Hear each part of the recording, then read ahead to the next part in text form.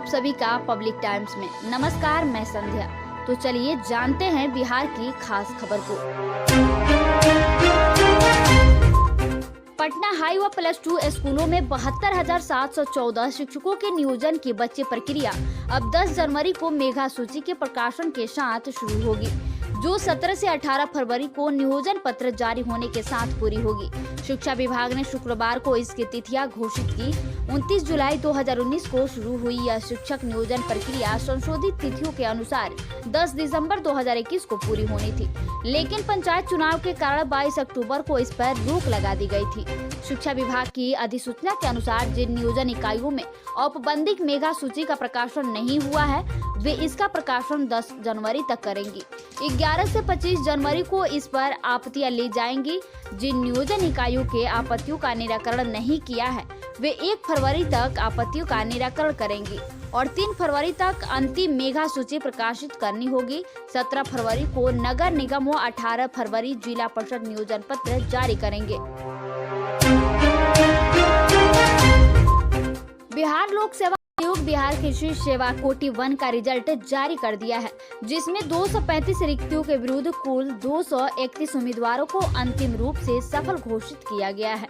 इसमें अनारक्षित कोटि के 99, अनुसूचित जाति के 38, अनुसूचित जनजाति के 4, अत्यंत पिछड़ा वर्ग के 52, पिछड़ा वर्ग के 27 व पिछड़े वर्गों की 11 महिला उम्मीदवार सफल घोषित किए गए हैं। अनुमंडल कृषि पदाधिकारी, उप नियोजन निदेशक, आत्म सहायक निदेशक, शस्य और समाकक्ष के कुल 235 पदों पर नियुक्ति के लिए लिखित प्रतियोगिता परीक्षा का रिजल्ट 7 नवंबर 2019 को प्रकाशित किया गया था, जिसमें 603 उम्मीदवार सफल हुए थे। इसके बाद कोर्ट में केस चलने के कारण नियुक्ति प्रक्रिया पर रोक लगा दी थी। 6 अक्टूबर 2021 को कोर्ट से रोक हटने के बाद नियुक्ति की प्रक्रिया शुरू की गई।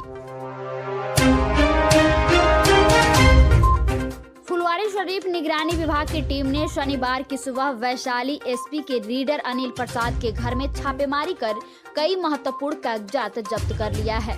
निगरानी विभाग की टीम पटना के बेउर थाना अंतर्गत तेज प्रताप नगर में स्थित आलीशान भवन में छापेमारी करने पहुंची। निगरानी की टीम को सूचना मिली थी कि अकूत धन संपत्ति अर्जित किया है। उक्त सूचना के आलोक में छापेमारी की गई है। वैशाली एसपी के रीडर अनिल प्रसाद के आवास पर निगरानी विभाग की टीम सुबह 7 बजे से ही छापेमारी कर रही है। बताया जाता है कि भ्रष्ट पुलिस ऑफिसर के खिलाफ निगरानी के पास अकूत धन संपत्ति अर्जित करने की सूचना मिली थी। उसके बाद यहां पर छापेमारी हुई है। निगरानी के अधिकारियों की छापेमारी चल रही है। ओमिक्रॉन के बढ़ते खतरे को देखते हुए केंद्र ने सभी राज्यों को अलर्ट कर दिया है।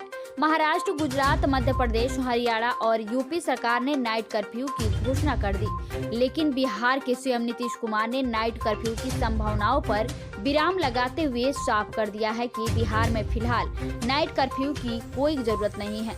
वहीं नए वेरिएंट ओमिक्रॉन को लेकर स्वास्थ्य विभाग टीम गठित कर दी है।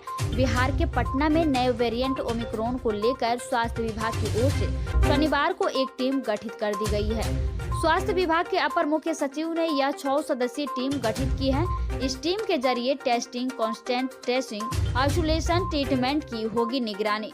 WHO और यूनिसेफ के भी 95 अधिकारियों को भी जिम्मेदारी दी गई है। कोरोना संक्रमण से पिछले 2 साल तक बच्चों की पढ़ाई प्रभावित रही। कोरोना के पहले चरण के बाद कोरोना गाइडलाइंस का पालन कर स्कूल खुला, फिर कोरोना की दूसरी लहर शुरू हो गई, फिर स्कूल बंद हो गए। इससे छात्र छात्राओं की पढ़ाई फिर बाधित हो गई। फिर दूसरे चरण के बाद जब स्कूल खुले तो विद्यालयों में बहुत ऐसी समस्या रही जो पूर्व से भी थी, जिसका समाधान नहीं हो सका। इसमें शिक्षकों की कमी भी बड़ी समस्या रही। ऐसी ही समस्या राजकीयकृत मध्य विद्यालय खजूरा में भी है, जिसे पिछले साल के उच्च माध्यमिक विद्यालय का दर्जा सरकार द्वारा दिया गया।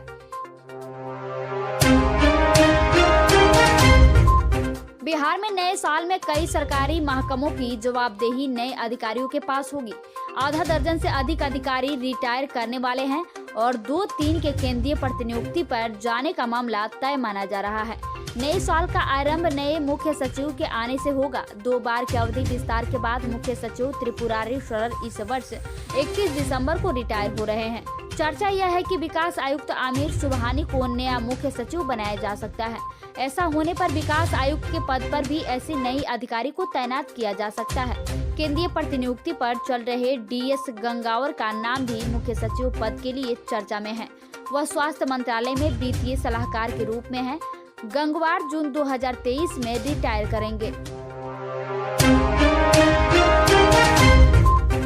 बिहार के मुख्यमंत्री नीतीश कुमार ने कोरोना वायरस के नए वेरिएंट ओमिक्रॉन के कारण फिलहाल बिहार में रात्रि कर्फ्यू लगाने से इनकार किया है।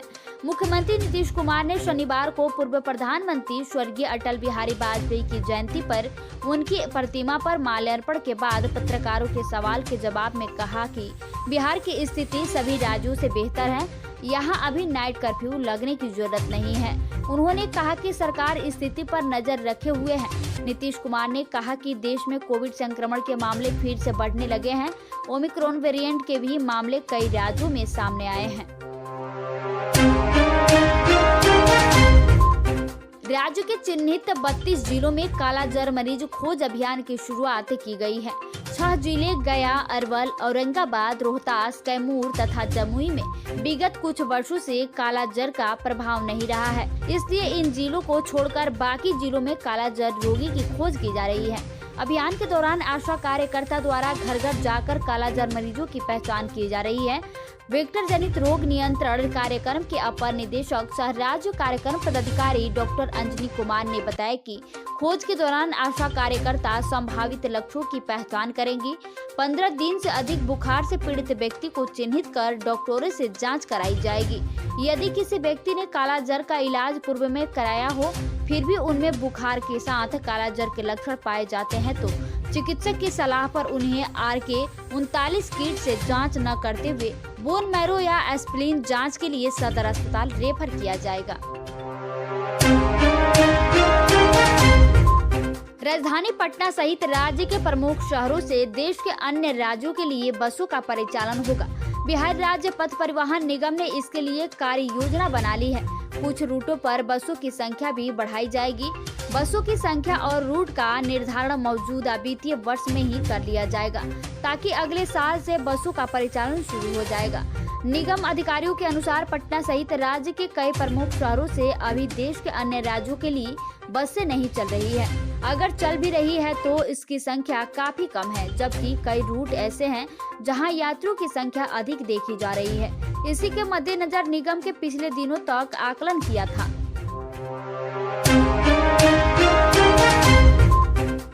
सूबे में अभी दक्षिणी पश्चिमी हवा चल रही है, लेकिन शनिवार से पूर्वइया चलने का असर है। नतीजतन राज्य भर के मौसम में बदलाव के असर है। अगले 2-3 दिनों तक रात का तापमान न्यूनतम तापमान 2 डिग्री सेल्सियस बढ़ सकता है। साथ ही 26 दिसंबर से पटना सहित राज्य के अन्य हिस्सों में आंशिक बदलाव दिख सकते हैं। मौसम विदों के अनुसार 27 दिसंबर से पश्चिमी विक्षोभ के प्रभाव से 30 दिसंबर तक बारिश का असर है। बादल छाने और बारिश होने पर सूबे के शहरों का अधिकतम तापमान तेजी से नीचे आएगा। मौसम विज्ञान केंद्र की ओर से अलर्ट जारी कर कहा गया है कि 3 दिनों तक सूबे में शीतलहर की स्थिति रह सकती है। बिहार पुलिस में दरोगा, SI और सार्जेंट के 2213 पदों पर भर्ती के लिए 26 दिसंबर 2021 को प्रारंभिक लिखित परीक्षा आयोजित होने जा रही है। इसमें करीब 6 लाख से अधिक परीक्षार्थियों के शामिल होने की उम्मीद है। एक सेट के लिए करीब 275 दावेदार हैं। 2 घंटे की परीक्षा में 200 अंक के 100 प्रश्न पूछे जाएंगे। प्रश्नों में सामान्य ज्ञान और समसामयिक मुद्दों से संबंधित सवाल पूछे जाएंगे। प्रत्येक गलत उत्तर के लिए 0.2 अंक काटे जाएंगे। 30% से कम अंक प्राप्त करने वाले अभ्यर्थी मुख्य परीक्षा के लिए असफल घोषित किए जाएंगे। प्रारंभिक परीक्षा में प्राप्त अंक के आधार पर रिक्तियों के 20 गुना सफल अभ्यर्थियों का चयन आरक्षण कोटिवार किया जाएगा। गंगा नदी पर बने सड़क पुल के जरिए आवागमन नए साल पर ही हो सकेगा। शनिवार को प्रस्तावित मुंगेर रेल सड़क पुल पहुंच पथ का उद्घाटन टल गया है। अब 16 जनवरी को उद्घाटन होगा। शुक्रवार की शाम 5 बजे केंद्रीय भूतत्व परिवहन मंत्री नितिन गडकरी ने ट्वीट कर जारी वीडियो में कहा कि श्री कृष्ण सेतु जनता को समर्पित किया जा रहा है। शाम 8:30 बजे फिर उन्होंने ट्वीट किया कि अपरिहार्य कारणों से पुल का उद्घाटन टाल दिया गया है। तो ये थी बिहार प्रकार की खास खबर। वीडियो के अंत तक बने रहने के लिए आपको बहुत बहुत धन्यवाद।